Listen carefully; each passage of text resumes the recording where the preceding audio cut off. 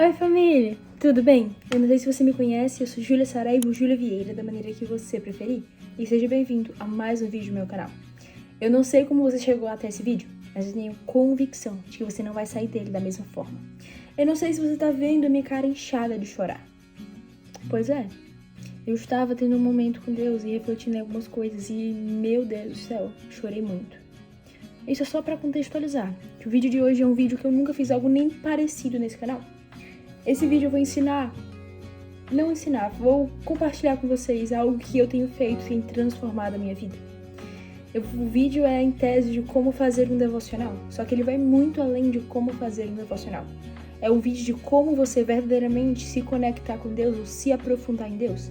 Eu sou cristã há 7 anos, conheço Jesus, sou apaixonada por Jesus, vivi coisas incríveis, sirvo, lidero movimentos de Jesus, mas muitas vezes, por estar tão ocupada com fazer coisas, nós nos deixamos, nós, pessoas que até achamos que já conhecemos, já somos maduras na fé, nos deixamos de conhecer Jesus, que antes de querer a gente como servos, nos quer como amados, nos quer como amigos, nos quer como pessoas que estão nos pés dele, escutando o que ele tem para nos dizer.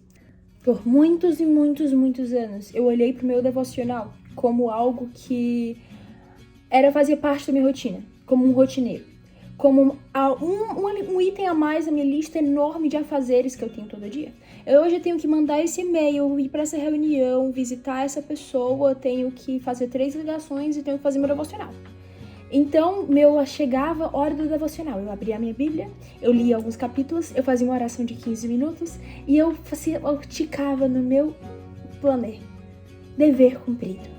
Fiz o meu devocional, estou em dia com Deus. Só que Jesus, ele nunca pediu, você pode vasculhar a Bíblia inteira para que nós diariamente abríssemos nossa Bíblia, lêssemos alguns capítulos e fechássemos nossa Bíblia. Deus não nos criou para ler a Bíblia e ter um momento de devocional rotineiro, mas ele nos criou para conhecer ele verdadeiramente. E o devocional, ele precisa sim fazer parte de todos os nossos dias, mas não como algo como a fazer, mas sim como uma necessidade nossa de conhecer a Deus. E é isso que eu quero falar agora. O devocional é um momento para nós conhecermos a Deus, primeiro, e segundo, sermos conhecidos por esse Deus. Tem muitas pessoas querendo conhecer a Deus, querendo conhecer o coração dele, mas não se permitem ser conhecidas por esse Deus. Da mesma maneira que você quer conhecer a Deus, Deus ele quer ter acesso ao seu coração, acesso àquelas coisas que você tem vergonha de mostrar e de revelar. Nos primórdios, nas civilizações mais antigas que nós temos relatos históricos da civilização egípcia. E adivinha, aquela civilização ainda buscava por respostas divinas. Elas criavam os deuses delas e elas estavam também buscando por esse contato com o ser divino. Todas as civilizações elas tinham e elas buscavam um Deus. E de civilização em civilização.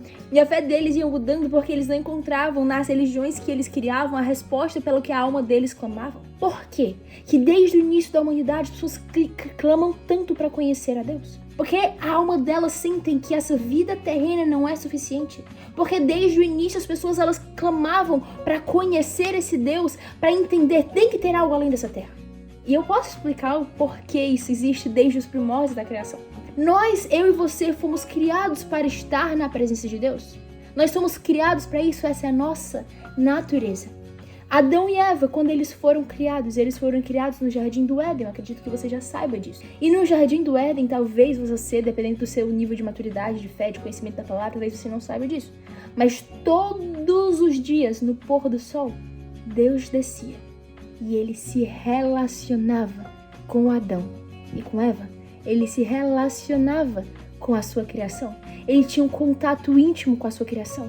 Ele se permitia ser conhecido. Ele falava, ele se comunicava. E todos os dias a presença dele estava muito forte naquele lugar. Só que veio o pecado.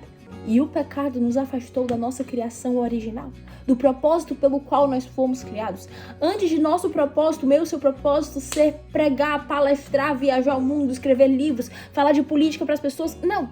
Antes, o nosso propósito, pelo qual nós fomos criados, foi para conhecer a Deus e sermos conhecidos por Ele.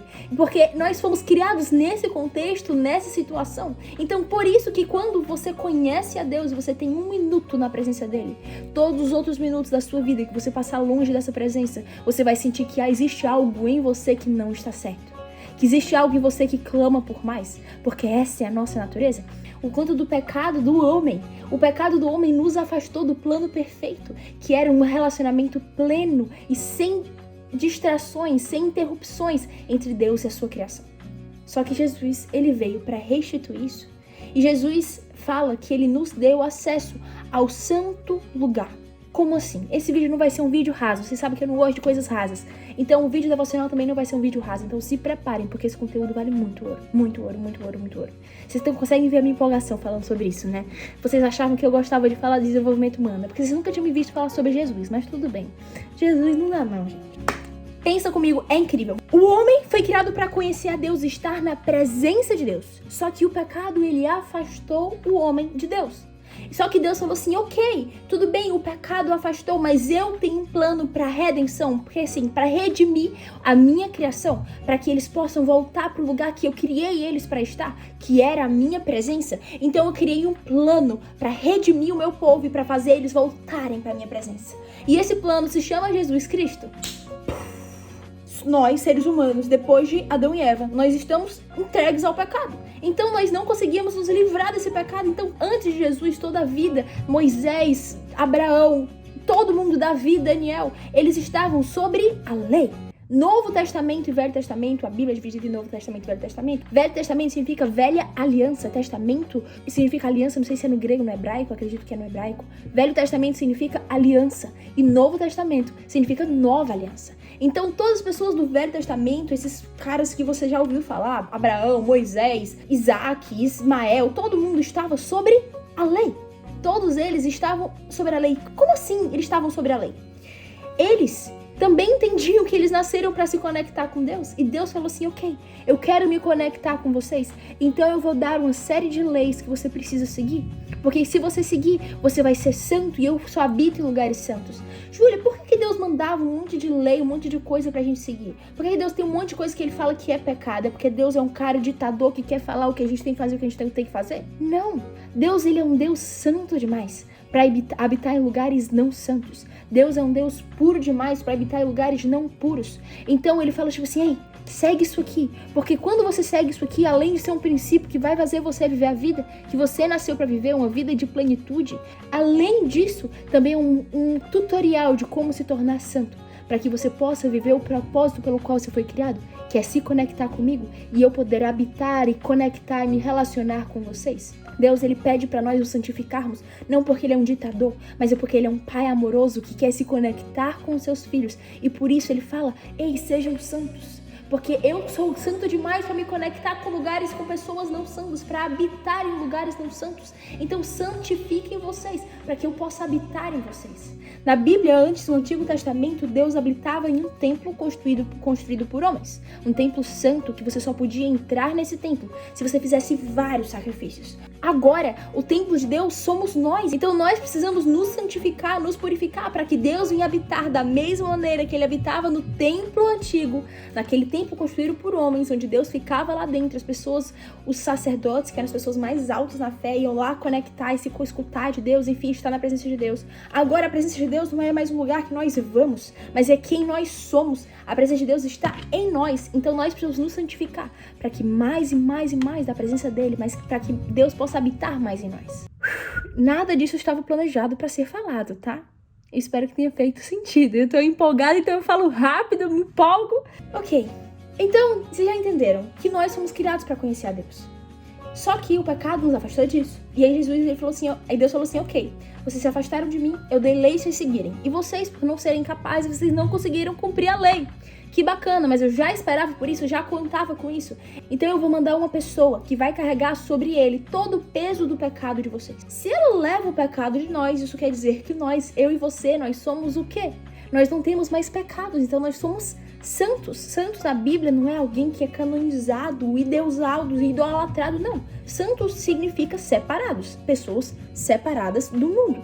Então, Jesus, ele literalmente, ele falou assim, ok, joga sobre mim o seu pecado, joga sobre mim a sua dor, joga sobre mim tudo aquilo que você, por ser alguém carnal, por ser alguém de carne, de ter vontades e desejos, você não consegue cumprir, coloque sobre mim.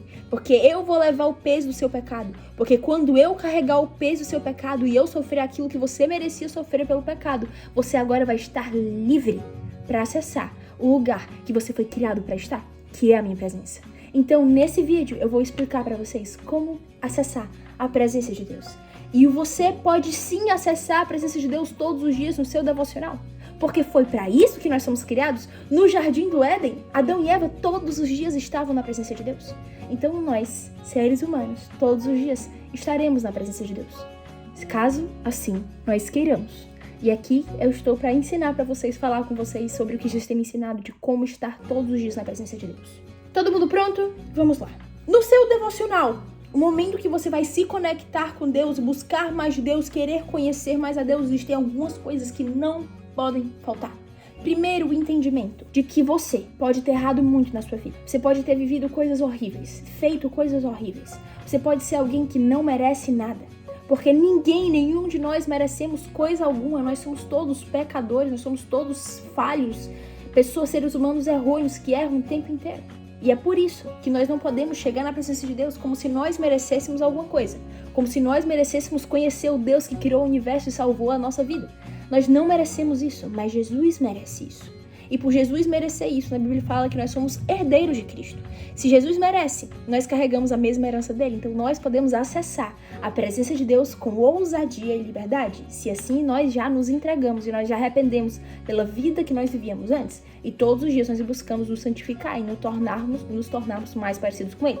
Então a primeira coisa que você precisa é ter um entendimento de que não é porque você merece, não é porque você é capaz, não é porque você é incapaz. Porque se você colocar você na história, colocar o eu na história, você vai estar limitando o agir de Deus. Porque Deus não precisa de você, Deus não precisa da sua perfeição, Deus não precisa dos seus acertos para agir. Ele precisa de alguém que entende que Jesus é suficiente, e por Jesus ser suficiente, você precisa ter os seus olhos fixos em Jesus, e não em você mesmo, e nem nas circunstâncias. Entendido? A segunda coisa que vocês precisam entender é que também no nosso devocional, momento diário, nós precisamos ter Bíblia e oração. Então são esses 3 pontos. O entendimento de que não é porque você merece ou deixa de merecer, mas é porque Deus, ele nos criou para isso, então Jesus, ele vai sim colaborar para que você entre na presença dele. Segundo, nós precisamos ler a Bíblia. E terceiro, nós precisamos de oração. Eu acredito que todo mundo sabe o que é ler a Bíblia e tem alguns desafios de como fazer isso ou como ser constante nisso, e eu vou falar disso mais pra frente. Mas antes eu quero falar sobre oração, que é uma das perguntas que eu mais recebo. Júlia, como falar com Deus? Como orar? Eu preciso fazer uma oração escrita? Pai nosso que estás no céu, santificado? Não. Essa é uma oração incrível, Jesus nos deu ela como modelo, mas não como a única oração. A oração é um momento que você vai se conectar com Deus. Como você vai se conectar com seu amigo? Como é que você fala com ele? Com a sua boca? Você comenta o que você está sentindo, como foi o seu dia, o que é que você está pensando. Às vezes você chora com ele e se desabafa, às vezes você ri junto com ele, às vezes você se cala para escutar o que ele tem para falar para você. Da mesma maneira, a oração é um momento de você escutar o que Deus quer te falar e você falar para Deus aquilo que você quer. E a oração é o instrumento mais poderoso que um cristão ou alguém que quer se tornar um cristão pode ter. Existe uma ordem que eu indico ser seguida no momento da oração, para que você possa fazer uma oração que é biblicamente, teologicamente eficaz no que tange você acessar a presença de Deus. Existe uma pregação incrível sobre isso, eu tirei alguns fragmentos poucos e insuficientes, mas que eu assisti, que eu vi isso no Greenhouse, que é uma imersão espiritual que eu vi no início do ano, e eu queria relatar para vocês. Isso vale muito ouro, então presta atenção. Primeiro, sobre oração. Primeiro ponto, orações precisam ser sinceras e vulneráveis. Deus, ele não quer orações perfeitas, ele quer orações sinceras. A oração que eu fazia quando Jesus me encontrou pela primeira vez era: Deus, eu não consigo acreditar em você. Para mim você não é real. Eu tenho uma série de dúvidas na minha cabeça. Por favor, se você é real, se revela a mim e tira todas essas dúvidas de mim. E eu fiz essa oração por 2 meses até que Deus se revelou e Deus me encontrou e eu vivi uma coisa incrível com ele. Mas primeiro, eu fiz uma oração sincera e vulnerável. Jesus não quer orações perfeitas, Jesus não quer orações lindas, bonitas, que possam ser aplaudidas. Jesus quer orações sinceras, vulneráveis e verdadeiras. Porque Jesus só tem como tratar aquilo que você permita e entrega para ele. Jesus não tem como tratar o seu coração se você esconde o seu coração de Jesus. Ele até tem, mas ele não vai tratar. Jesus não é um cara bruto que vai e sai quebrando a porta da sua vida e acessando coisas que você não deu acesso a ele. Jesus, ele fala assim: você quer que eu trate isso? Então me dá a chave. E como é que você dá a chave dessas portas da sua vida para Deus? Através da oração. Através da oração você entrega para ele tudo aquilo que você quer que ele carregue, tudo aquilo que você quer que ele faça, que ele mude, enfim. Segundo ponto, e agora começa uma ordem que é muito importante ser seguida. Se eu fosse explicar teologicamente porque eu ia demorar demais, mas confia em mim, só confia. Primeira coisa que você tem que fazer quando você vai começar a sua oração é gratidão, agradecer a Deus. Quando você agradece a Deus, você tira os seus olhos de você mesmo, você tira os seus olhos das suas imperfeições, você tira os seus olhos do seu orgulho, do seu ego, das suas falhas, dos seus erros, dos seus acertos, e você coloca os seus olhos em Jesus. Então toda vez que eu vou começar o meu momento com Deus, a minha oração, eu começo sempre agradecendo.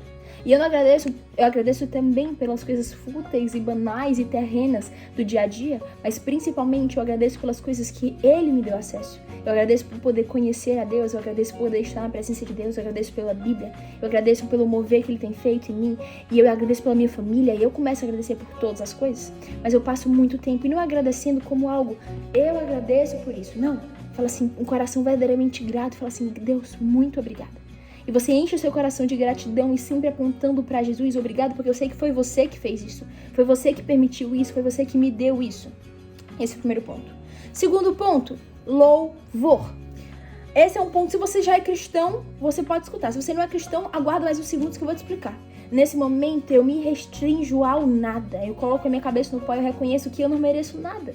Que eu não sou capaz de nada sem Ele. E eu louvo quem Ele é. Não apenas as coisas que Ele faz, que Ele é capaz de fazer, mas eu louvo quem Ele é. E eu dou palavras de adoração. Eu falo, Deus, você é lindo. Deus, você é incrível. Você é maravilhoso. E não é da boca pra fora, mas é de verdade, verdadeiramente dentro do meu coração. Júlia, mas muitas vezes eu não sinto vontade de adorar a Deus. A minha vida inteira tá um caos, a minha vida inteira tá uma confusão. Nada faz sentido, nada legal. E eu não quero adorar a Deus. Tudo bem se você não quer adorar a Deus. Mas existem dois grupos grandes de pessoas. O primeiro grupo são as pessoas reativas e o segundo grupo é as pessoas proativas. Pessoas reativas são as pessoas que reagem àquilo que elas estão sentindo e àquilo que as circunstâncias mandam elas fazerem. E o segundo grupo de pessoas são as pessoas proativas, que fazem aquilo que tem que ser feito proativamente, sentindo vontade ou não, sendo isso que as circunstâncias estão mandando elas fazerem ou não. Então, pessoas reativas são pessoas que estão o tempo inteiro apenas reagindo. E algo que Jesus ministrou muito no meu coração esse ano é que você precisa ser uma pessoa que adora, que louva proativamente e não reativamente. Não espere estar tudo ok para adorar a Deus, não espere você sentir vontade de adorar a Deus e falar que Ele é digno, falar que Ele é lindo para começar a adorá-lo. Comece a fazer isso sentindo vontade ou não.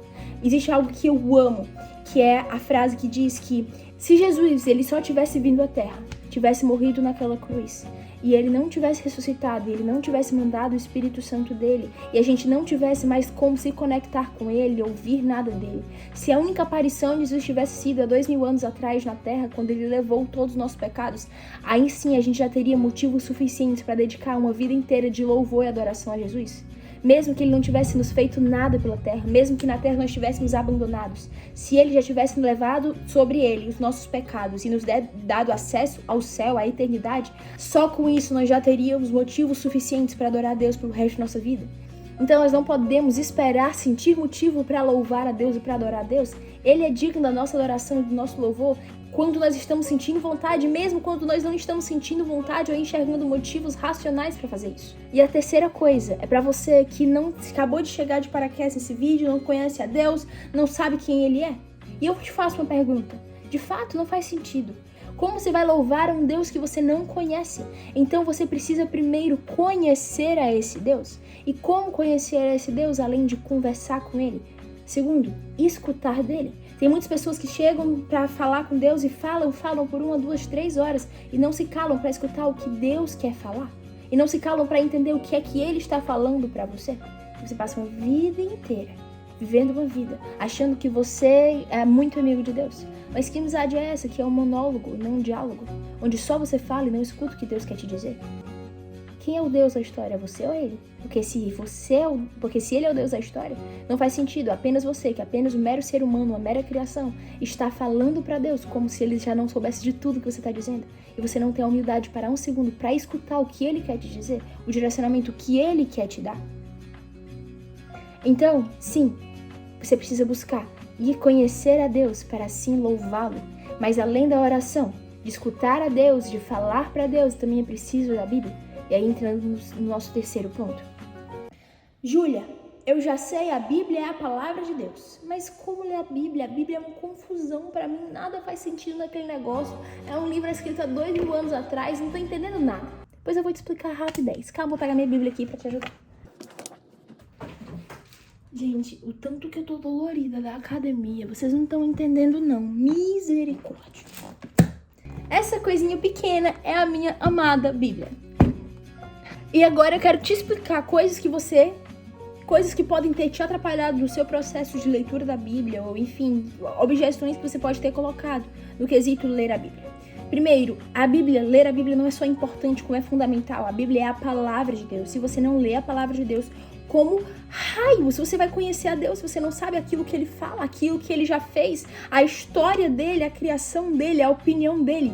Aqui dentro tem tudo que você precisa saber de Deus. O resto de relacionamento e de intimidade que ele quer te revelar, isso é através da oração. Mas a Bíblia, sem a Bíblia, você quer dizer que você não tem fundamento. Se você não tem Bíblia, quer dizer que você não tem conhecimento. E sem conhecimento, todo o povo perece. Então na Bíblia fala, leia a Bíblia. Não, a Bíblia não fala para ler a Bíblia. Na Bíblia fala que sem conhecimento o povo perece. Então, nós precisamos ler a Bíblia, porque se nós não temos conhecimento, nós podemos ter até um relacionamento com Deus, mas vai ser um relacionamento muito, muito fluido, que qualquer onda do mar, qualquer tempestade vai abalar, porque você pode até ter muito vinho, mas você não tem pão. Isso eu tava assistindo a pregação hoje do Brunão, um amigo queridíssimo que...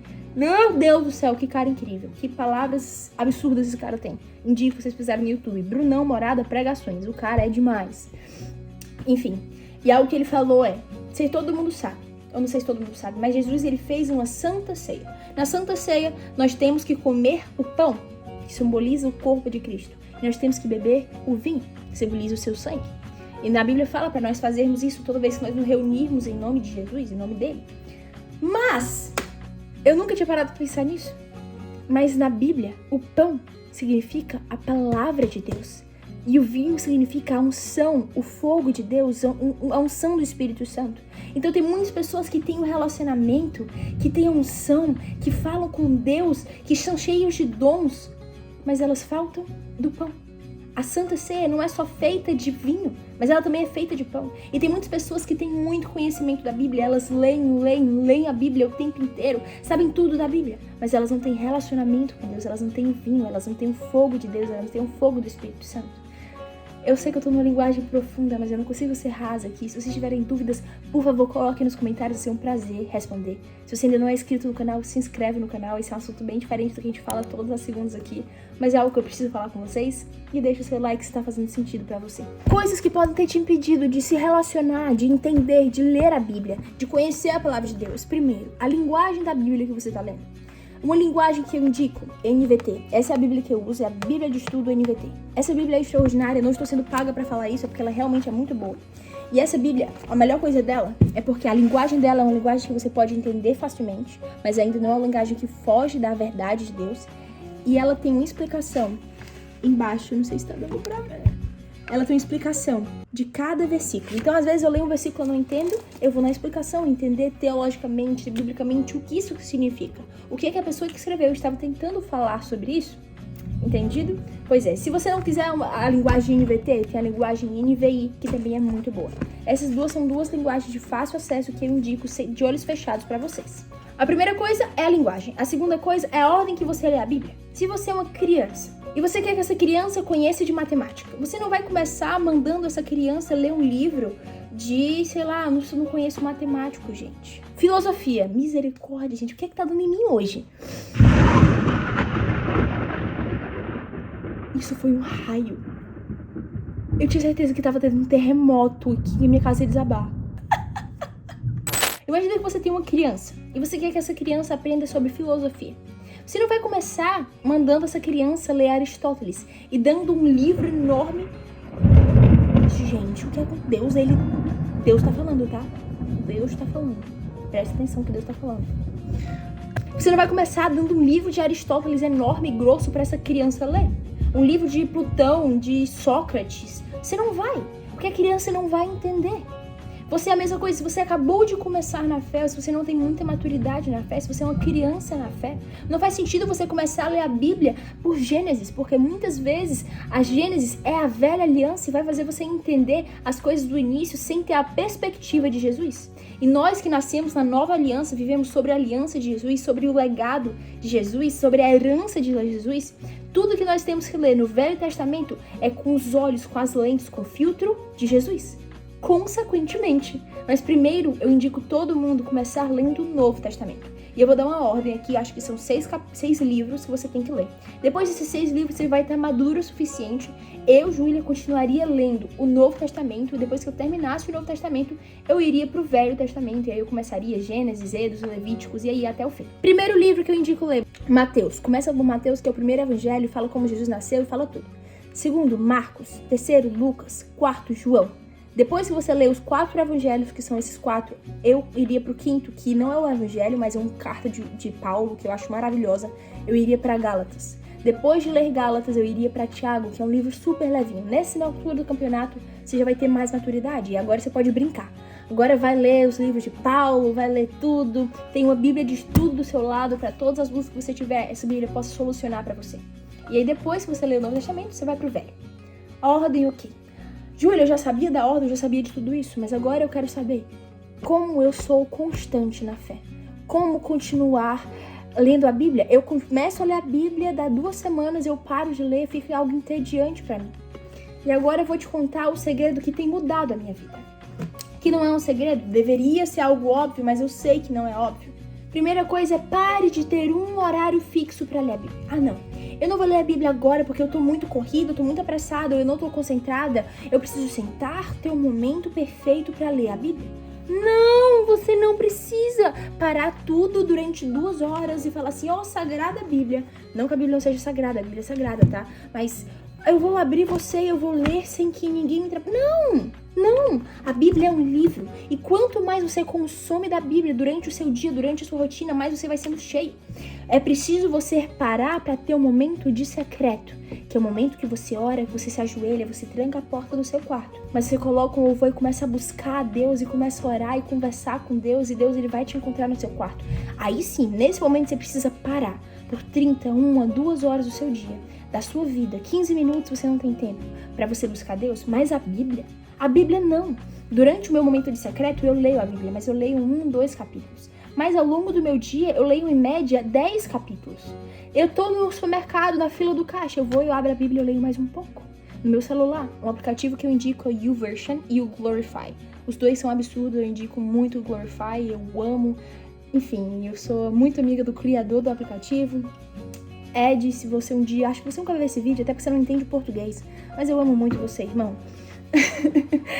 Mas enfim, esses 2 aplicativos são maravilhosos de devocional, mas eu ainda prefiro a Bíblia em papel, porque a Bíblia em papel é uma Bíblia de estudo, então se tem dúvida, você pode correr pra ela. A Bíblia de celular não tem muito esse estudo, então se você tem dúvida, você tem que tirar, esperar chegar em casa e abrir a Bíblia de papel pra você ver.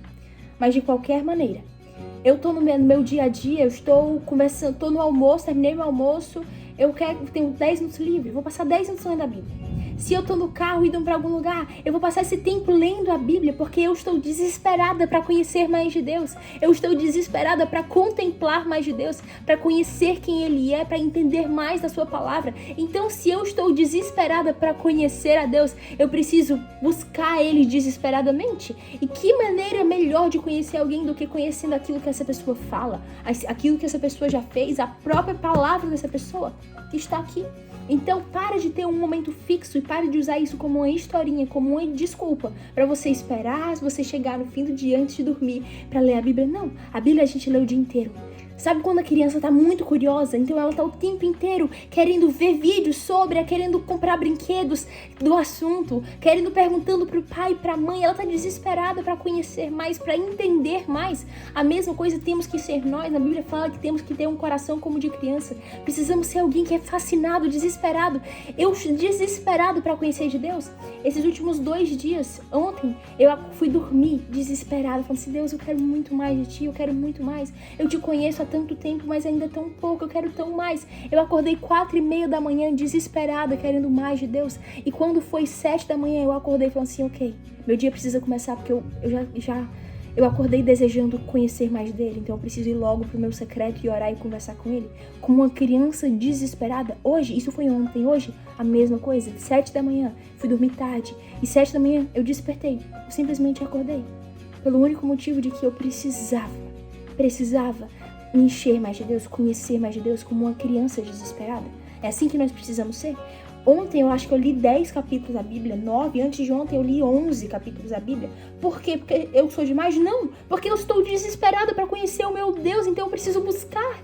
E o tanto que ele tem falado comigo, o tanto que ele fala comigo quando eu paro mesmo no meio do meu dia, no meio da minha correria para ler a Bíblia. Enfim. Então no seu momento de você buscar Deus, seu momento devocional, você precisa ler a Bíblia. Eu sempre leio a Bíblia no momento devocional, nem que sejam 1, 2 capítulos. Os outros 10, 8, 5, 3 eu leio ao longo do dia. Mas eu tiro 2 capítulos para ler no meu momento de devocional. Porque eu não tenho tempo para ler 10 no momento de devocional. Primeira coisa é a Bíblia, segunda coisa é a oração, terceira coisa é a mentalidade de que eu estou livre para entrar na presença de Deus. A quarta coisa é o louvor. O louvor é fundamental. Você precisa deixar um louvor tocando, um louvor que permita com que o seu coração seja direcionado para fazer coisas específicas. E é muito importante que não seja aqueles louvores que você coloca, que é tipo o Girassol, aquela música do Whindersson Nunes. Eu quero ser igual o girassol, sempre com o braço pro espelho. Esse não é um louvor. É uma música motivacional para te fazer se sentir menos pior. Sabor de mel. Quem te viu passar na prova e não te ajudou, a música pra você, não é pra Deus, não é pra Deus.